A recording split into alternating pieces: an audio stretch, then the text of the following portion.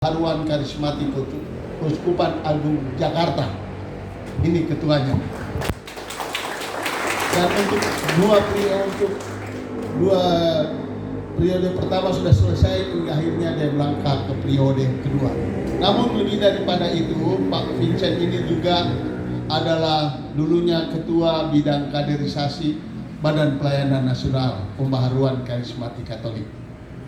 Sedangkan saya adalah hanya sebagai pewarta, pengajar, dan konselor di Pusat Pelayanan Konseling Sekinah, dan dipercayakan satu periode oleh Pak Vincent untuk mengkoordinir bidang pembinaan, yaitu pengajar dan para pewarta. Saya dari paroki MBK, kalau Pak Vincent dari paroki Kelapa Gading. Namun saya dibesarkan di kota Makassar. Kalau nenek moyang saya dari Manado, tapi saya besar di Makassar.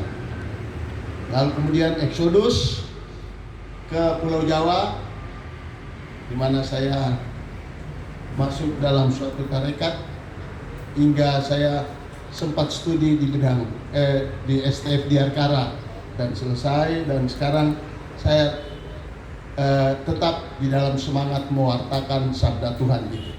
Nah, itu sedikit mengenai saya. Baik, sebelum saya menjelaskan mengenai apa dasar daripada pembaruan karismatik Katolik, saya ingin tanya, siapa yang sudah 47 tahun mengikuti pembaruan karismatik ini? Tolong angkat tangannya, karena pembaruan karismatik ini sejak tahun 76. Oh, belum ada, karena Papua baru berapa tahun nih? Timika baru 2008. Oke, siapa yang sudah 10 tahun? Belum ada ya? Ya, nggak usah 10 tahun deh, 5 tahun. Kalau, wah, Ibu Ketua BPK kita sudah mengikuti 5 tahun mengenai karismatik. Saya ingin tanya lagi poin kedua, apa sih dasar pembaruan karismatik Katolik yang perlu untuk kita mengerti?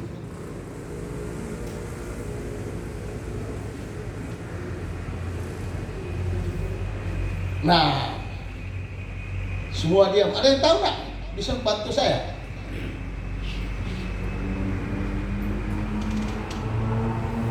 Oleh karena itu, Bapak dan Ibu, Ibu Jenny selaku Ketua BPPG mengundang Pak Vincent saya untuk menjelaskan hal ini, menyangkut mengenai apa dasar daripada pembaharuan karismatik Katolik. Ya, tentu poin pertama, kita harus memperluas visi bagi suatu persekutuan doa. Bayangkan saya kalau tidak ada visi dari suatu persekutuan doa, bagaimana ya? Tentu tidak jelas. Sorry, kaki saya agak terganggu, telapak kiri saya, jadi saya duduk aja ya, terus supaya lebih jelas lagi.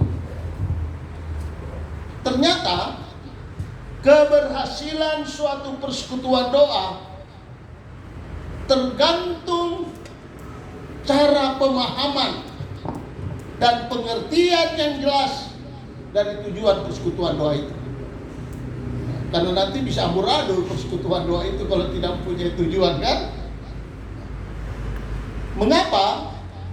Ternyata dalam realitasnya ada tim, ada pemimpin, ada orang yang aktif dalam pembaruan karismatik, mempunyai konsep yang tidak mempunyai konsep tentang tujuan persekutuan doa.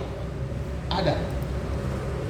Saya hampir seluruh Indonesia saya pernah keliling, diutus oleh BPK dan BPN.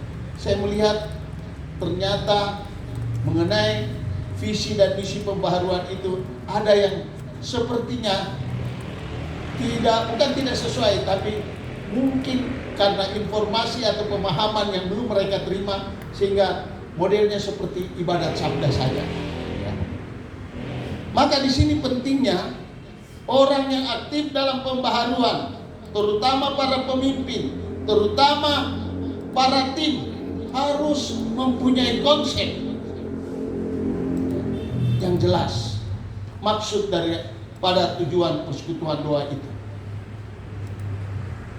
Karena kalau kita tidak memiliki pengertian yang jelas dan terbatas mengenai tujuan suatu persekutuan doa, biasanya orang datang ke persekutuan doa itu hanya bertemu belaka, ya.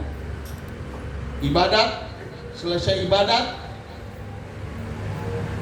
kemudian mulai bercanda-canda, ngomong-ngomong, sudah itu pulang. Tapi persekutuan doa lebih daripada itu, Bapak dan Ibu. Namanya persekutuan doa, berarti apa? Tujuannya adalah berdoa. Tapi persekutuan doa karismatik bukan hanya sekedar berdoa, tapi orang akan mengalami pengalaman-pengalaman tentang kuasa Roh Kudus. Tapi lebih daripada itu, orang mengalami bahwa Yesus hidup.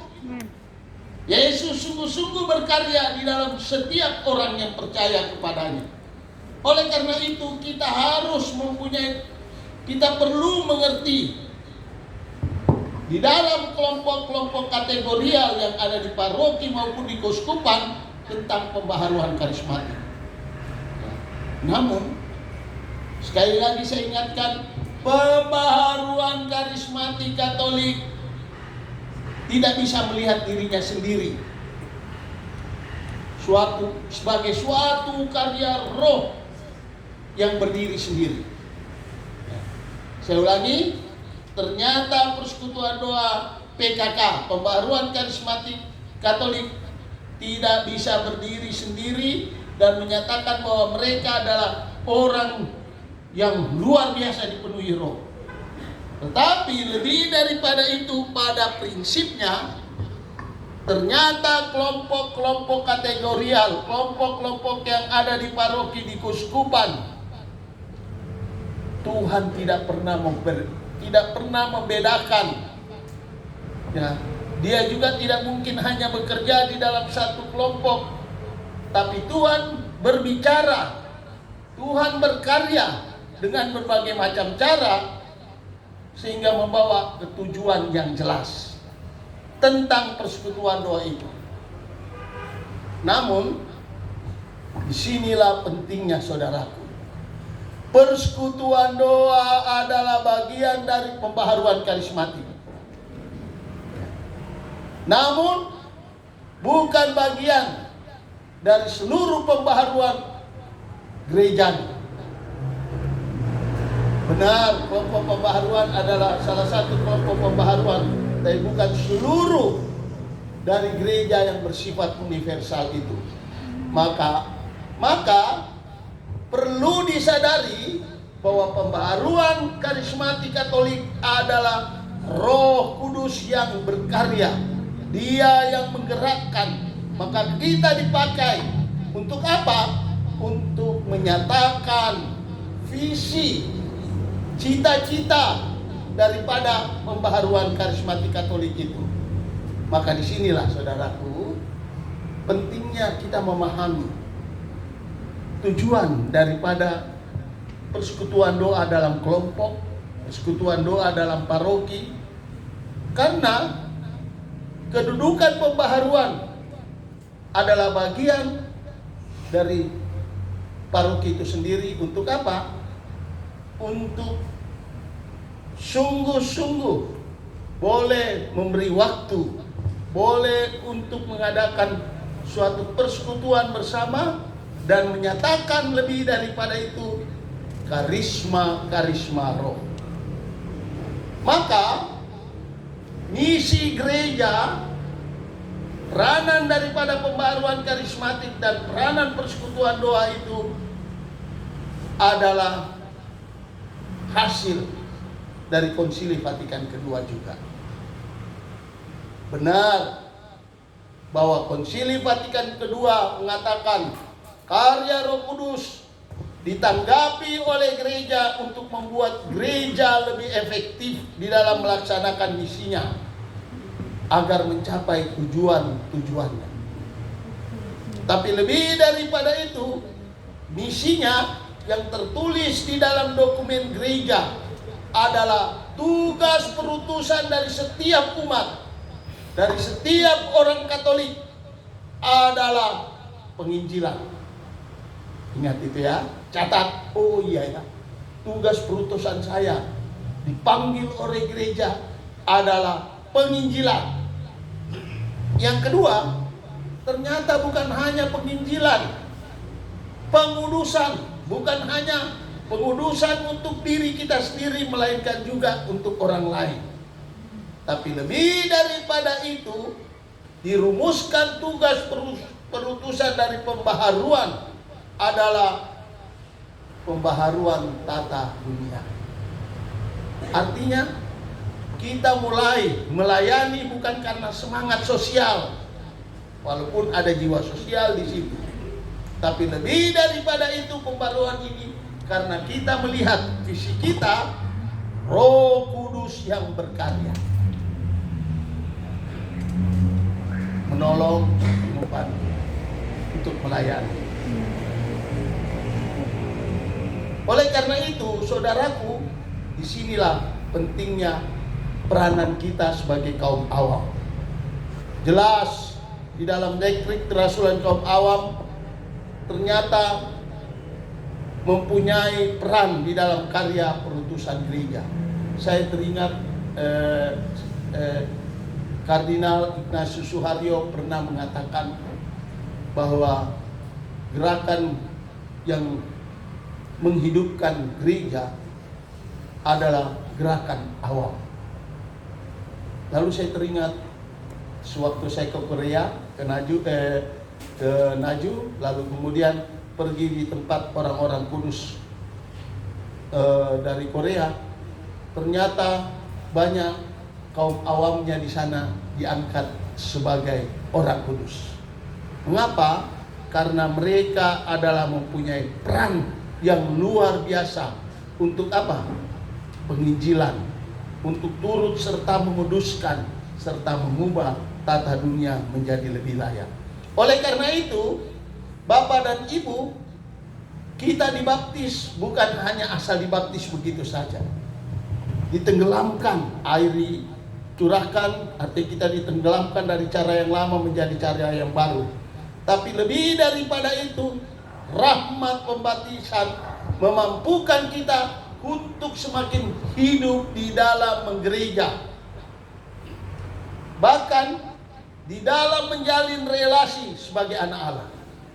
Yohanes 3 ayat 1 sampai 2. Artinya gini loh. Oh iya, saya dulu, cara hidup saya dulunya, biasanya kalau orang Papua biasanya panggil kalau bapak-bapak itu pace. Ya, kalau tidak salah gitu ya. Nah, betul, kalau ibu-ibu biasanya dipanggil mama, ya kan? Mace. Kalau bukan mace, biasanya kalau saya ketemu orang-orang Papua, biasanya di Makassar atau di Jakarta, saya selalu panggil ipar. Ipar itu saudara ya, pernah salah ya? Itu dulu, zaman dulu mungkin, nggak tahu sekarang. Sekarang dipanggil pace. Oke, para pace, kita semua ini sudah dibaptis. Dibaptis artinya kita dimampukan oleh Roh Kudus, oleh Allah Tritunggal. Untuk apa? Untuk mengatasi kelemahan di dalam penginjilan, ya. Di dalam apa? Pengudusan. Yang ketiga, di dalam apa? Mengubah tata dunia ini menjadi baru. Kami jauh-jauh datang ke Jakarta, ke Papua, ke Timika ini. Karena saya sudah 2 kali, kalau Pak Vincent tidak salah juga 2 kali. Pertama saya pernah diundang, saya diutus oleh BPN untuk memberikan metode tentang kuasa doa di Jayapura waktu itu, sebelum Covid. Lalu kemudian yang kedua, saya injak lagi tanah Papua, yaitu di Timika ini. Ya. Itu karena apa? Karena semangat. Semangat yang Tuhan telah meteraikan lewat sakramen pembaptisan. Tapi kan sempat hilang, sempat lenyap. Tapi begitu lewat pencurahan roh, diberikan kesadaran, oh, Roh Allah sungguh-sungguh hidup di dalam diri kita. Bagaimana caranya supaya kita dapat mengatasi kelemahan di dalam rahmat pembaptisan yang kita terima, supaya bisa menginjil, supaya bisa mewartakan, supaya bisa mengubah tata dunia ini? Oh, harus menjalin relasi. Dengan siapa? Dengan Tuhan, Allah Tritunggal. Bayangkan kalau Bapak dan Mace dan Pace di sini satu rumah tidak mempunyai relasi, saling diam mendiamkan, rasanya gimana? Ya, tidak ada keakraban. Begitupun dengan Tuhan. Kalau kita ada relasi dengan Tuhan sebagai anak-anaknya, tentu di saat kita menginjil, mewartakan sabda Allah, di saat kita turut serta di dalam menguduskan, bukan lagi kita, seperti kata Paulus, melainkan siapa? Kristus yang hidup dan berkarya di dalam diri kita. Dan perlu diketahui, memang tugas para imam melayani gereja dan memerintah, mengajar, dan pelayanan sakramen-sakramen. Jadi keterangan saya begini, kalau kaum awam sungguh-sungguh aktif di dalam gerakan awam, ya. Tetapi mereka adalah satu bersama dengan hierarki untuk membangun siapa? Membangun kerajaan Allah. Ini ya. Tapi tugas atau fungsinya berbeda. Kalau para imam tugasnya sungguh-sungguh menyatakan tanda dan sarana, itu yang disebut apa? Sakramen. Mereka memberikan. Kalau kita tidak bisa, kita hanya mewartakan. Maka kaum awam hanya melayani gereja dan dunia dengan membawa anugerah Kristiani di dalam keluarga, paroki, komunitas, dan masyarakat. Oleh karena itu, rahmat pembaptisan sungguh-sungguh hidup di dalam diri kita. Mengapa?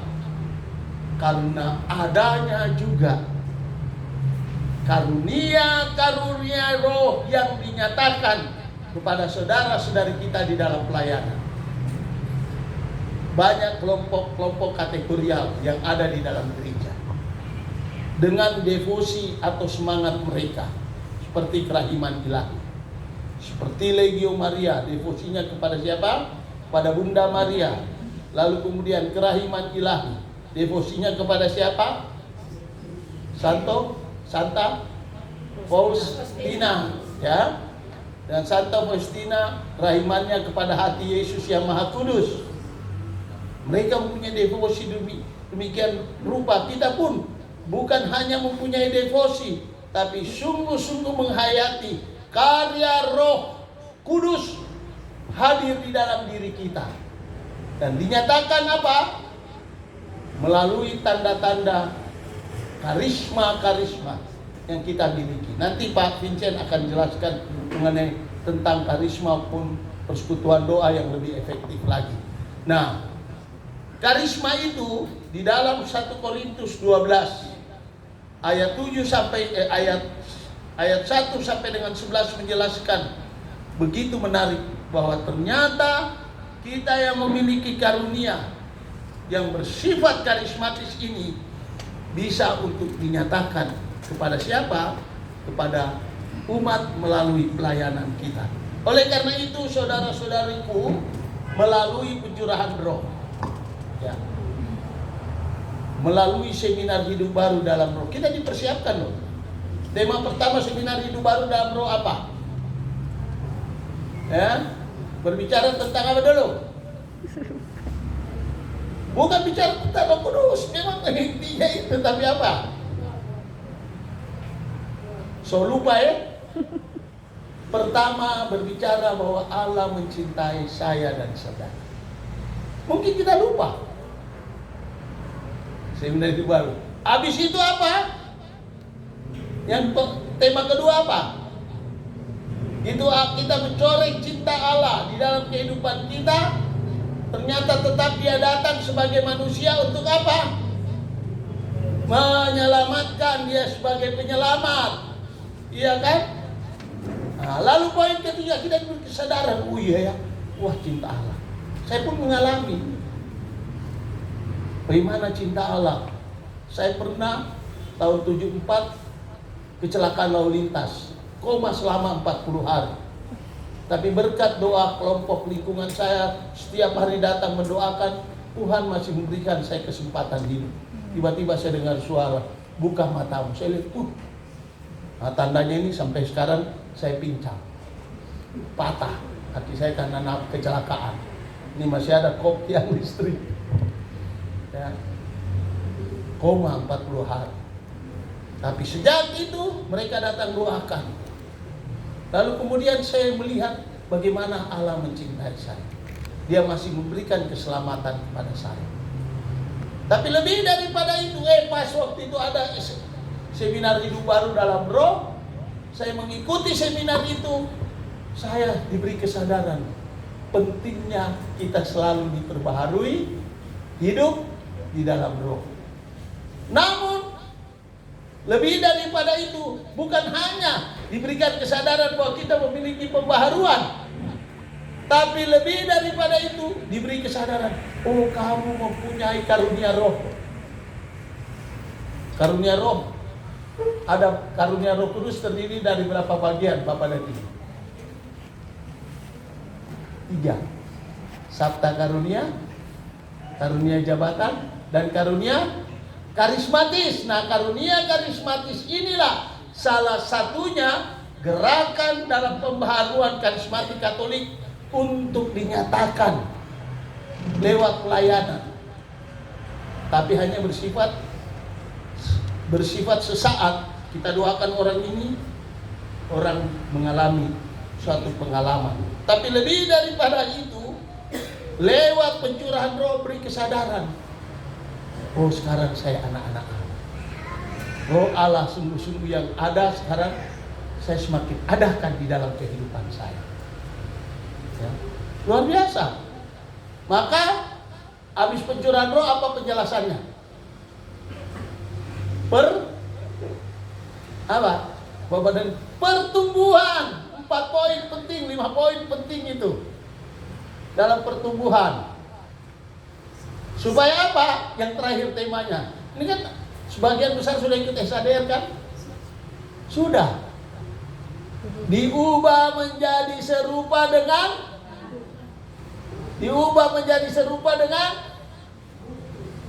ragu nih dengan Kristus. Sehingga kita diberi kesadaran tentang oh iya ya, luar biasa. Dan saya melihat dan saya memperhatikan, termasuk diri saya sendiri, banyak orang yang begitu hidup baru dalam roh, berubah hidupnya. Mereka sungguh-sungguh mengalami kuasa Allah. Nah, oleh karena itu pentingnya di sini kita mengerti visi dan misi pembaruan karismatik Katolik, bahwa bukan soal kuplok tangan, bukan soal angkat tangan, tapi lebih daripada itu kita diperbaharui. Hidup dalam roh dengan tugas kita untuk apa? Menginjil, menguduskan. Jangan sampai mengudiskan, wah repot nanti ya. Dan yang terakhir adalah apa? Mengubah tata pembaharuan. Saya kira itu saja penjelasan saya yang singkat ini, karena mengingat waktunya sudah tertunda 1 jam lebih. Kami sudah siap tadi Pak Ivo, kasihan mobilnya harus dicuci dulu sehingga dia agak sedikit terlambat. Terima kasih, Suster. Apakah kita tetap semangat? Luar biasa ya. Kita aja dari Jakarta itu sekarang belum istirahat ya. Tidur aja baru sebentar. Di pesawat masih melek ya. Tapi langsung ya. Jadi pada siang ini sampai sore kami berharap ya Bapak Ibu semua, teman-teman semua yang ada di sini bisa sungguh-sungguh kita mengalami suatu pembaharuan. Kan gunanya kita kumpul 2 hari ini adalah supaya kita mengalami pembaharuan. Kalau kita kumpul nggak mengalami apa-apa, ya apa yang kita kumpul, benar nggak? Iya toh? Nah, tadi Pak Bro sudah menjelaskan luar biasa Saya nggak usah memperkenalkan diri lagi ya, mungkin tadi Pak Bram sudah memperkenalkan. Jadi saya ulang sedikit, yang pertemuan pertama ini Zoom teman-teman saya menyapa dulu dari. Lagi lock tadi jaringan. Oh ini enggak mati ya? Direkam. Oh ternyata kurang baik ya, kasihan juga ya melalui Zoom. Jadi kita akan sebentar lagi kita akan bagi dalam kelompok. Ini kalau nggak salah ada berapa PD ya? 3 atau 4?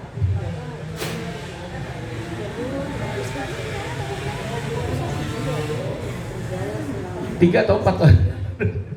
Gak apa-apa, nanti kita bagi dalam kelompok ya, per PD aja ya, per PD ya.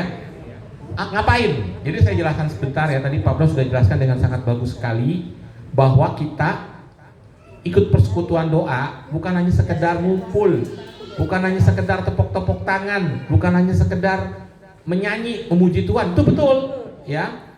Seringkali kan kita tanya, saya seringkali kalau keliling Jakarta atau beberapa tempat ya saya suka tanya, Ibu ikut persekutuan doa ngapain Bu? Kenapa? Jawabannya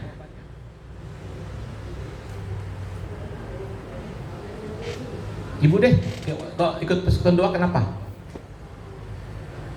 Persahabatan kita, bersahabat dengan hubungan Allah dan manusia, persekutuan doa. Oh ya, terima kasih. Bicara sama Tuhan. Baik, terima kasih Ibu. Jadi Ibu supaya lebih dekat dengan Tuhan lah, berelasi, iya kan? Baik, ada yang jawab lain?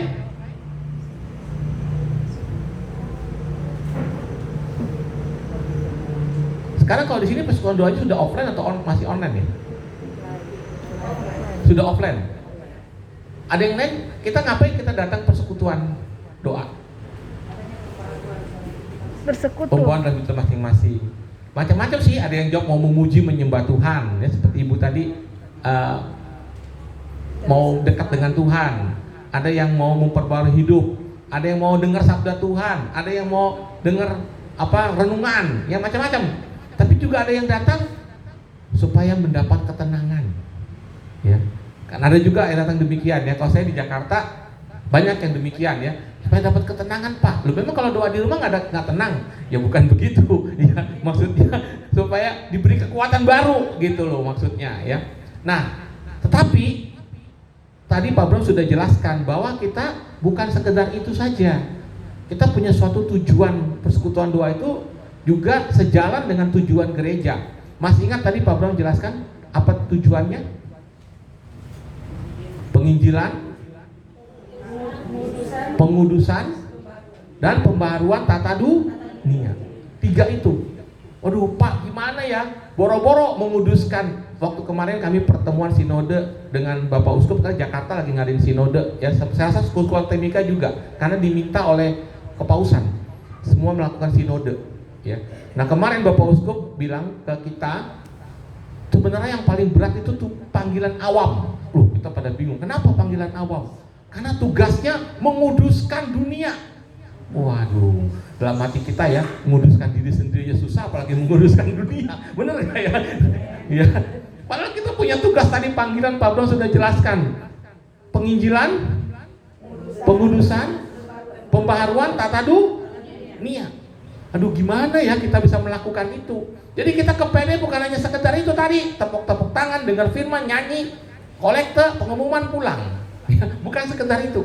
Ya, penginjilan, pengudusan, pembaharuan tata dunia. Gimana itu bisa terjadi? Itu bisa terjadi melalui, tadi Pak Bro sudah jelaskan, yaitu melalui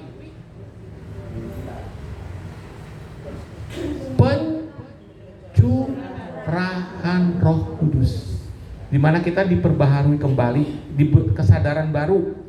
Ya, Roh Kudus sudah dalam diri kita, di mana kita diberi kesadaran baru, sehingga kita menyadari akan kuasa Roh Kudus.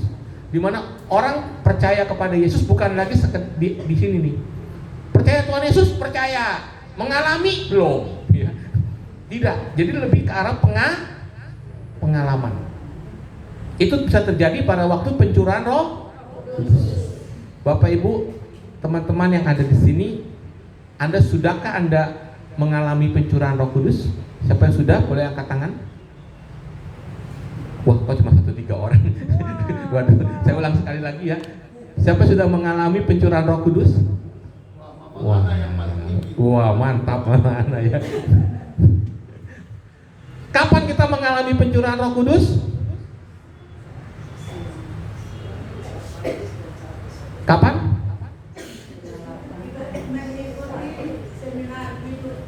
Seminar hidup dalam Roh Kudus. Sebenarnya itu betul ya, betul sebenarnya. Tapi sebenarnya bukan hanya pada waktu seminar hidup dalam Roh Kudus. Sebenarnya pada saat betul pada saat dibaptis kita sudah menerima Roh Kudus. Menerima pembaharuan hidup dalam Roh atau penyertaan Roh Kudus bukan hanya pada waktu seminar hidup dalam Roh Kudus sebenarnya, tapi pada saat mengalami Anda dicintai oleh Tuhan, di mana Anda bisa terus Anda mengalami hadirat Tuhan. Kapan itu Anda alami? Pada saat di dalam persekutuan doa saat penyembahan.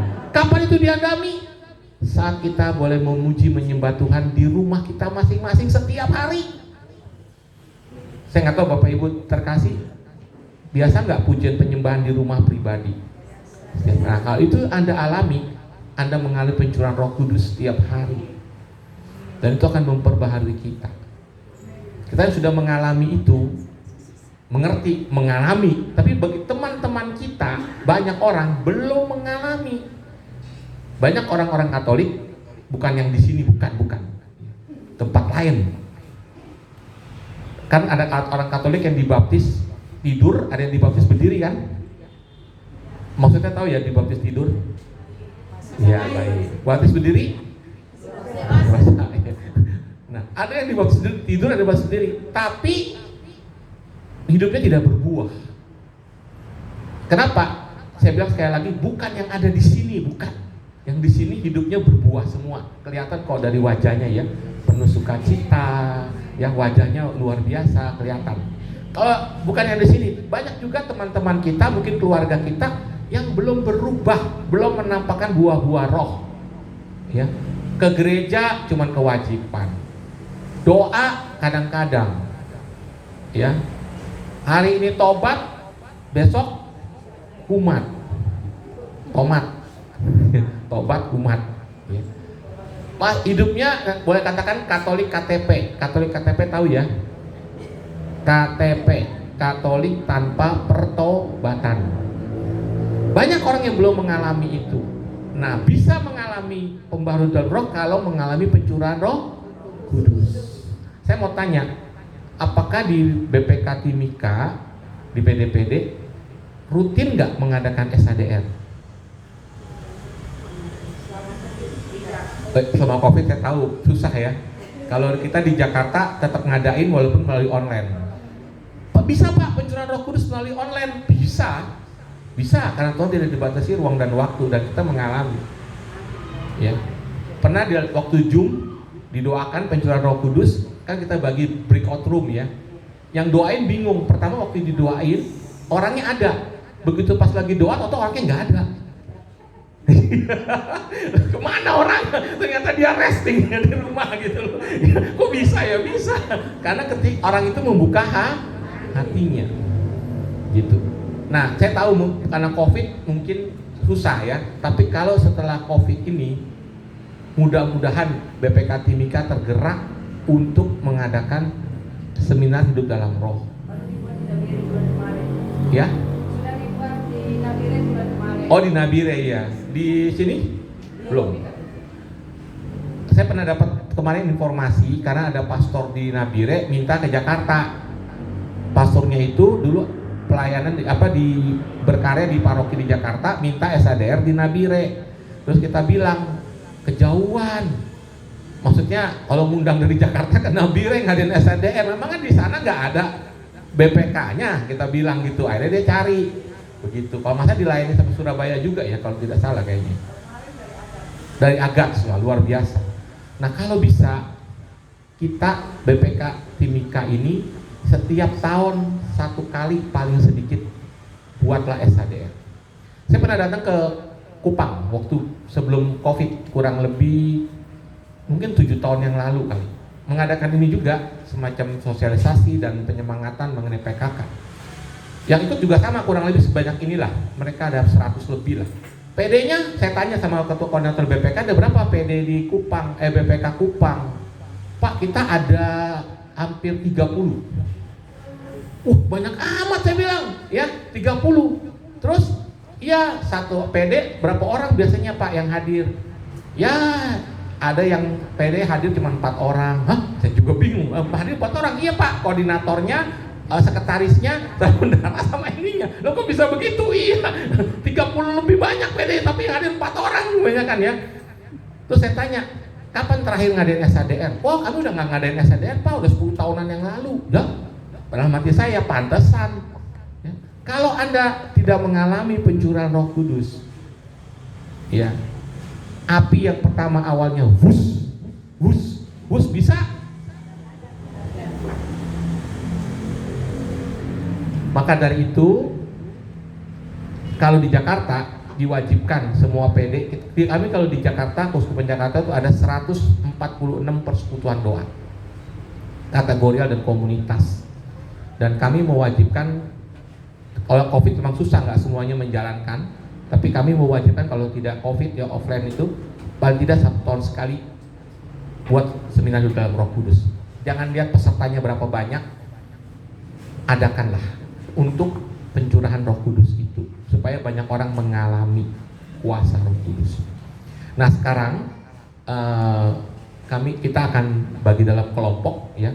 Mungkin waktunya 20 menit cukup, saya rasa 25 menit ya. Supaya kita per PD kalau bisa. Cuma satu sederhana. Apa rencana Anda untuk mengembangkan atau menumbuhkan pencurahan Roh Kudus atau baptisan Roh Kudus dalam komunitas Anda?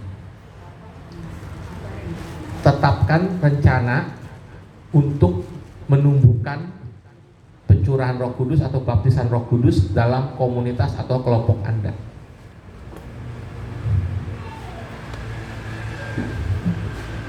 Simpel kan pertanyaannya ya. Tetapkan rencana atau sasaran ya untuk menumbuhkan pencurahan Roh Kudus dalam kelompok Anda. Anda coba bikin rencana, misalnya contoh saya mau bikin SADR, kapan? Atau pujian penyembahannya saya perbaharui, artinya pada saat pujian penyembahan orang mengalami gitu loh. Ya, kita lihat diri kita, PD kita pada saat pujian penyembahan mengalami enggak setiap orang yang hadir itu pengalaman hadirat Tuhan. Kalau nggak mengalami, orang datang ke PD itu rasanya mohon maaf aja, cuman jadi kewajiban doang, cuman ngenak hati aja sama koordinatornya, diajak-ajak tapi dia nggak mengalami gitu. Jelas nggak pertanyaannya ya? Saya rasa cuma satu ya. Jadi nanti kalian teman-teman diskusi sebentar. Kira-kira apa rencananya? Waktunya 15 menit atau 20 menit. Silakan per PD aja kalau bisa. Kursinya digeser, kalau bisa dibikin lingkaran gitu ya.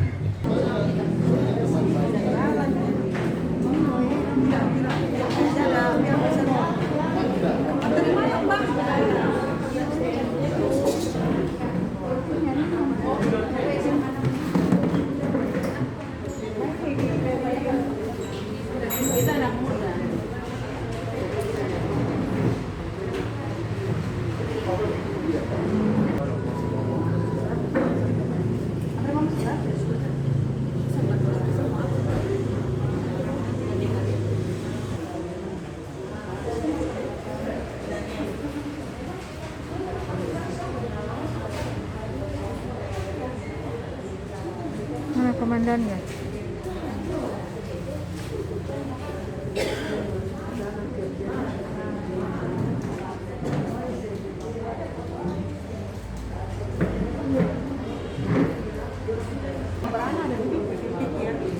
Mungkin baik kita mulai dengan itu tadi.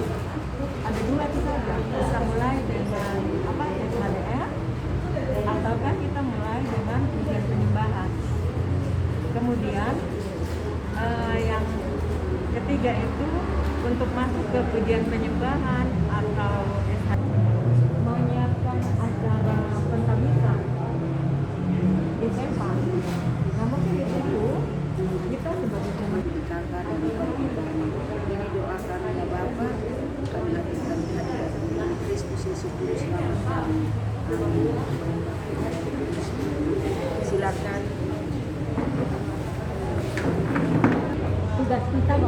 menciptakan rencana atau sasaran bagaimana kita menghidupkan Roh Kudus di dalam. Selain kita mau seperti yang Bapak bilang itu tiap 1 tahun sekali, ada satu lagi bahwa kita boleh buat di dalam kelompok, misalnya kegiatan